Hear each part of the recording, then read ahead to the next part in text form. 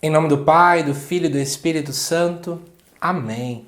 Amados irmãos e irmãs, é com muita alegria que nós estamos aqui para juntos celebrar o primeiro domingo do Advento. Isso mesmo. Nós estamos agora adentrando em mais um ano litúrgico. Por isso, de antemão, feliz ano novo para você, dentro do contexto da liturgia. De antemão, quero convidar você que não é inscrito no canal, se inscreva, ative as suas notificações também para que você não perca nenhum vídeo. E te lembro que a partir de agora os vídeos do domingo vão ao ar às 6 da manhã. E já amanhã, terça-feira, já vai ao ar o vídeo do Evangelho. Então não perca tempo, acompanhe tudo por aí, tá certo? Gente, nesse primeiro domingo do Advento, o texto que é apresentado para nós, ele se encontra lá dentro do livro do profeta Isaías, o capítulo 63, que vai nos dizer assim: Senhor, Tu és o nosso Pai, nosso Redentor. Eterno é o Teu nome. Como nos deixaste andar longe de teus caminhos e endureceste nossos corações para não termos o teu temor. Por amor de teus servos, das tribos de tua herança, volta atrás. Ah, se rompessem os céus e descesses, as montanhas se desmanchariam diante de ti. Desceste, pois, e as montanhas se derretem diante de ti. Nunca se ouviu dizer, nem chegou aos ouvidos de ninguém. Jamais olhos viram que um Deus, exceto tu, tenha feito tanto pelos que nele esperam. Vens ao encontro de quem pratica a justiça com alegria, de quem se lembra de ti em teus caminhos. Tu te irritaste, porque nós pecamos. É nós caminhos de outrora que seremos salvos. É nos caminhos de outrora que seremos salvos. Todos nós nos tornamos imundície, e todas as nossas boas obras são como um pano sujo. Murchamos todos como folhas, e nossas maldades empurram-nos como o vento. Não há quem invoque teu nome, quem se levante para encontrar-se contigo. Escondeste de nós tua face, e nos entregaste à mercê da nossa maldade. Assim mesmo, Senhor, tu és nosso Pai. Nós somos barro, tu nosso oleiro, e nós todos, obra de tuas mãos. Amados irmãos e irmãs, já que eu sei que muita gente que vem para cá se prepara para os estudos das reflexões do final de semana, eu me vi no direito de fazer uma leitura para vocês de um parágrafo do Catecismo da Igreja Católica, certo? É um parágrafo que fala exatamente sobre o que seria o tempo do Advento, para que nós possamos nos preparar melhor para este tempo litúrgico. O parágrafo 524, ele diz assim: Ao celebrar cada ano a liturgia do Advento, a Igreja atualiza esta espera do Messias. Comungando com a longa preparação da primeira vinda do Salvador, os fiéis renovam o ardente desejo de sua segunda vinda. Pela celebração da natividade e do martírio do precursor, São João Batista, a Igreja se une a seu desejo. É necessário que ele cresça e eu diminua. Amados irmãos e irmãs, dentro do Advento nós temos a chamada dupla espera. Nós estamos celebrando o nascimento de Cristo, nos preparando para o nascimento de Cristo, que vai acontecer no Natal, mas ao mesmo tempo nós também estamos nos preparando para a sua segunda vinda. Então eu faço memória, eu atualizo aquela espera do Messias que um dia veio, mas ao mesmo tempo nós já estamos dizendo enquanto igreja, Maranatá, vem Senhor Jesus. Então é importante que você entenda que o Advento tem essa conotação de espera, por isso que a gente se veste de roxo, mas não é um roxo com tanta característica penitencial como o tempo da Quaresma. Mas agora já tem uma característica um pouco mais de alegria também. É uma alegria contida, porque o Cristo não veio, mas é uma alegria já existente, porque a gente sabe que ele está para vir no Natal. Essa é a compreensão que nós vamos tendo. Mas agora vamos para a leitura, para que eu te ajude a dar algumas orientações sobre esse texto.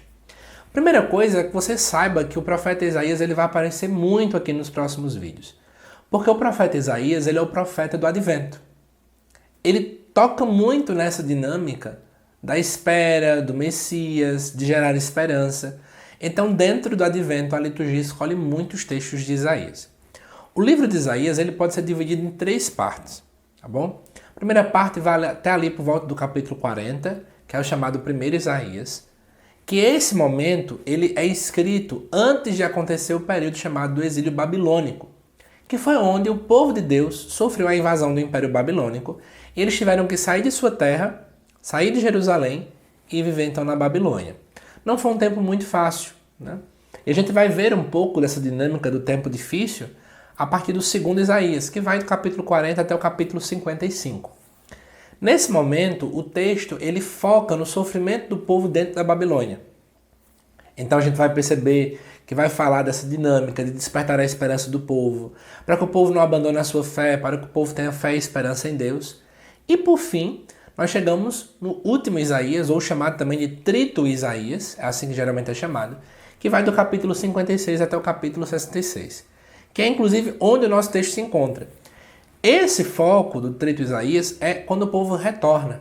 Um dia o Império Persa derrota o Império Babilônico e o Império Persa permite com que o pessoal possa retornar para a sua terra. Só que o pessoal volta desanimado, pobre, com raiva de Deus, se questionando ainda porque Deus fez demorar tanto, porque parece que Deus não escutava cada um deles. Eles voltam e veem Jerusalém destruída, porque o Império Babilônico destruiu. Então muitas interrogações começam a existir na cabeça do povo.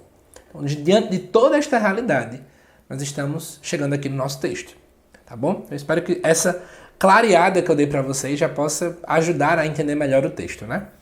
Agora vamos juntos mergulhar na leitura. Mas antes, só fazer um comunicado muito importante. Até este domingo, o primeiro domingo do Advento, até ele, estou avisando para vocês, para depois ninguém se arrepender porque não se inscreveu. Nós estamos aqui com as vendas com valor promocional do curso de Introdução aos Evangelhos. Você que quer entender esse panorama por trás, igual como eu fiz agora, contando o contexto histórico, contando mais alguns detalhes do Evangelho, não pode ficar de fora deste curso não, tá bom? Então é um curso com cerca de 30 aulas, com PDF de cada aula. Você vai ter acesso a um grupo de WhatsApp exclusivo para discutir com os demais colegas do curso. E acima de tudo, você vai ter esse acesso para a vida inteira. Então você não pode perder, tá bom?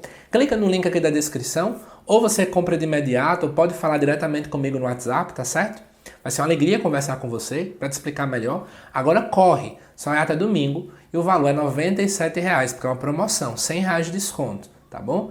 E o acesso, como eu já falei, é para sempre. E se você se arrepender de ter comprado, porque eu sei que isso não vai acontecer, mas caso aconteça, você pode pedir até 7 dias o seu reembolso completo de volta. Mas vamos lá para o texto então. O texto começa com uma oração. O versículo 16 diz: Senhor, Tu és nosso Pai, nosso Redentor, eterno é o Teu nome. Então o profeta começa a fazer uma oração. E aí, por que essa oração, né? Porque o profeta Isaías, ele entende de modo muito claro que Deus ele é grande e é o homem que é pequeno. Então, em meio à pequenez do homem, ele quer evidenciar a grandeza de Deus, porque o homem só pode se salvar diante do poder de Deus. O profeta quer deixar isso muito claro, né? Especialmente nesse trito Isaías, né, que a gente vê esse foco do pós-exílio, da reconstrução do Templo de Jerusalém, era preciso reanimar o povo. É preciso trazer esperança para o povo. E a esperança só surge quando a gente foca o nosso olhar para Deus. E aí, gente, continuando esse texto, o versículo 17 diz assim: Como nos deixastes andar longe de teus caminhos, endureceste os nossos corações? É um questionamento, é um desabafo durante a oração. Mas Deus, por que o Senhor nos permitiu pecar? Porque a visão que o povo tinha é que foram para o exílio babilônico por causa do pecado deles. A visão que se tinha é que eles foram para essa realidade toda diante do pecado, apenas isso. Então eles se perguntavam: mas Deus, por que o Senhor nos deixou andar em caminhos errados? Por que o Senhor nos permitiu fazer tanta coisa errada? O Senhor podia ter proibido, o Senhor podia ter nos prendido, né? Tirado o nosso livre-arbítrio. São perguntas assim que a gente vai fazendo. Até mesmo no nosso dia a dia de oração a gente se questiona: mas Deus, se eu ia sofrer, por que o Senhor deixou passar por essa situação? Se o Senhor sabia que lá na frente eu ia quebrar minha cara, por que o Senhor não interrompeu? Por que o Senhor não me alertou? Mas aí é interessante, Deus sempre nos alerta, Deus nos dá sinais, Deus manda pessoas para nos dar recados, somos nós quem tapamos o ouvido. E aí, amados irmãos e irmãs, a oração que é feita pelo profeta no versículo 17 é: volta atrás, por amor dos teus servos. Ou seja, Senhor, volta atrás diante de tudo aquilo. E aí o profeta faz uma oração linda, que é toda a cara do advento. Ah, se rompesses o céu e descesses, ou seja, se tu saísses do teu lugar onde tu moras, que é o céu, rasgasse o teu céu e viesse até nós. As montanhas, elas se desmanchariam. Ou seja, os obstáculos, tudo aquilo que está à nossa frente, tudo isso ia se desmanchar, porque o teu poder é grande. E é bom e interessante que a gente perceba que parece que esse clamor do profeta, ele se cumpre na encarnação do Verbo. Quando Jesus vem à Terra, ele rompe o céu. E nós estamos pedindo isso no Advento. Senhor, vinde Senhor Jesus. Ou seja, rompa esse céu mais uma vez. Que a tua segunda vinda ela se apresse, que o Senhor possa voltar logo. Essa é a nossa compreensão. E aí, vai dizer no versículo 2 do capítulo 64, desceste, pois, e as montanhas se derreteram diante de ti. Nunca se ouviu dizer, nem chegou aos ouvidos de ninguém, jamais olhos viram que um Deus, exceto tu, tenha feito tanto pelos que nele esperam. Agora sai de uma oração para uma espécie de um louvor mesmo, né? Ou seja, nunca ninguém percebeu um Deus que faz tanto, mas tanto, tanto, tanto por aqueles que nele esperam. Ele vai dizer, vens ao encontro de quem pratica a justiça com alegria, falando aqui que Deus de fato está junto dos justos, né? E aí ele vai colocando, né? Tu te irritaste porque nós pecamos, é nos caminhos de outrora que seremos salvos. E aí vai sendo colocado toda essa dinâmica. E eu quero chamar a atenção para vocês de algumas expressões que aparecem aqui agora, para que você possa ter um olhar mais específico. É interessante perceber que no versículo 7, o profeta diz assim, assim mesmo, Senhor, tu és nosso Pai.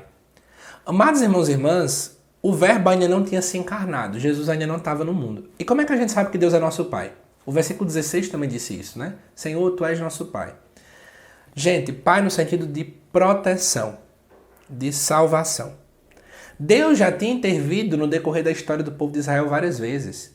A libertação do Egito já foi esse grande agir do Pai, esse cuidado, essa proteção. Então Deus tem cuidado já do povo. E o povo reconhece isso. Então qual é a visão? Se o Senhor já fez isso várias vezes, por que não faz de novo? Uma outra expressão que é muito bonita, é no primeiro versículo da leitura, é quando o profeta chama Deus de Redentor. A palavra Redentor, ela significa Goel, certo? Lá dentro do contexto do hebraico.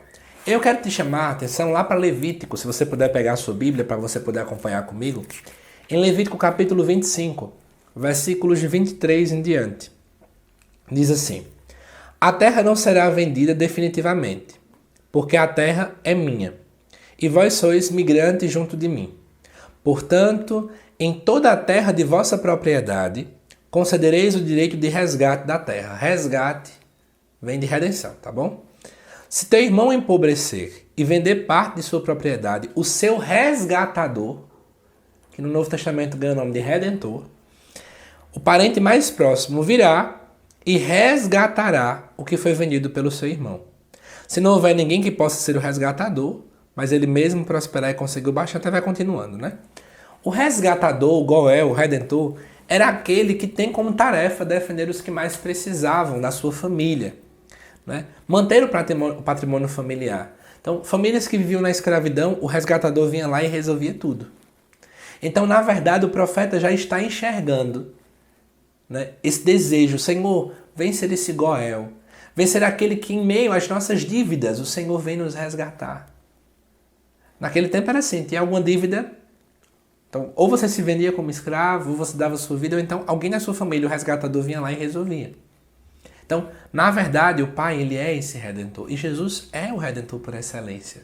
Ele nos resgata, amados irmãos e irmãs. E aí, eu já quero apontar uma coisa muito interessante para vocês, é que no versículo 7 aparece a visão do barro e do oleiro.